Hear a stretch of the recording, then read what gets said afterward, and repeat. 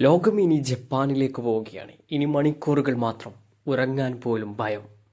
എല്ലാം കണ്ണുകളും ഇനി ജപ്പാനിലേക്ക്. അതെ, ജപ്പാനിൽ ഒരു വലിയ സുനാമി വരുന്നതായി തൽസുക്കി പ്രവചിച്ചിരിക്കുകയാണ്. ജൂലൈ 5 ആ മഹാദുരന്തം സംഭവിക്കും. യാത്രക്കാരെല്ലാവരും തന്നെ ഇപ്പോൾ വിമാനങ്ങൾ വരെ നിർത്തൽ ചെയ്യപ്പെട്ടിട്ടുണ്ട്. നിലവിൽ പറയുകയാണെങ്കിൽ ജപ്പാനിൽ എത്തിപ്പെടാൻ ഭയപ്പെടുന്ന ഒരു അന്തരീക്ഷമായി തീരുകയാണ്.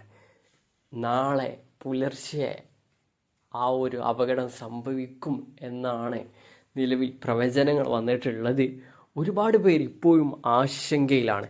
കഴിഞ്ഞ ദിവസങ്ങളിൽ ജപ്പാനിലെ ഡോഗര ദ്വീപുകളിൽ 5.5 തീവ്രതയിൽ ഭൂകമ്പം രേഖപ്പെടുത്തിയിട്ടുമുണ്ട്.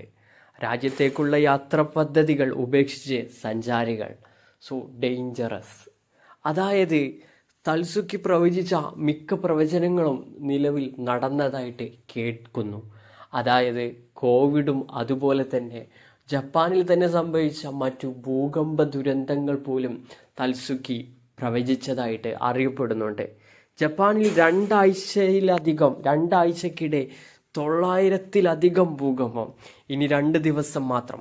അതായത് ഈ ഒരു പോസ്റ്റർ കുറച്ച് മുമ്പ് ഇറങ്ങിയതാണ്. ഇനി നാളെയാണ് തൽസുക്കി പ്രവചിച്ച ആ ഒരു ദിവസം. പുലർച്ചെ സംഭവിക്കാം, അല്ലാന്നുണ്ടെങ്കിൽ ആ ഒരു രാത്രിയിൽ അത് സംഭവിക്കാം. തൽസുക്കിയുടെ പ്രവചനങ്ങൾ സത്യമായിട്ടുണ്ട്, അതായത് നടന്നിട്ടുണ്ട്. അതുകൊണ്ട് തന്നെ ജനങ്ങളെ എല്ലാവരും ഭയത്തോടെയാണ് ഈ ഒരു പ്രവചനവും കാണുന്നത്. എന്തായാലും ഗവൺമെൻറ്റും എല്ലാവരും മുന്നൊരുക്കങ്ങൾ, അതായത് ഇങ്ങനെ ഉണ്ടായേക്കാം എന്ന സാഹചര്യത്തിൽ മുൻകരുതലുകൾ നടത്തി കാണുമെന്ന് പ്രതീക്ഷിക്കുന്നു. 2011 സംഭവിച്ച ആ ഒരു സുനാമി ഒരു വലിയ വൻ ദുരന്തമായിരുന്നു. ഒരുപാട് പേരുടെ ജീവൻ ഒടുക്കി. ഈ ഒരു ദുരന്തത്തിൽ നിന്ന് എല്ലാവരും രക്ഷ നേടുമോ?